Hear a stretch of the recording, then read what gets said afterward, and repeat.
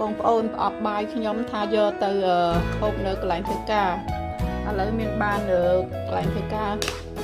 ធ្វើបានតែ3ម៉ោងហើយអត់មានអាហារថ្ងៃត្រង់ឥឡូវយកមកហូបនៅផ្ទះវិញមានសឡមជូរអញ្ចឹងទៅហើយអញ្ចឹងឥឡូវក៏យកមកហូបនៅផ្ទះឲ្យបងប្អូននេះប្រអប់បាយហ្នឹងគឺយើងមានកម្ដៅស្រាប់បើយើងចង់កម្ដៅយើងដាក់ដោតដូចភ្លើងទេបងប្អូនណាហ្នឹងហើយដោតដូចភ្លើងហើយបើសិនជាយើងទៅកន្លែងធ្វើការអត់មានដូចភ្លើងទេយើងហូបនៅក្នុងឡានហូបអីយើងអាចដោតអត់ដូចទូរស័ព្ទយើងបានបងប្អូនអញ្ចឹងងាយបងប្អូននេះប្រអប់បាយចាឥឡូវខ្ញុំដាក់ក្តៅហើយយើងមាននាទីវានៅនឹងបងប្អូនចា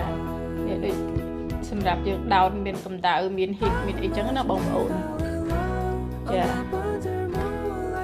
ហើយយើងចង់ដាក់កម្ដៅឡើងឲ្យក្តៅខ្លាំងក៏ដាក់ទៅចា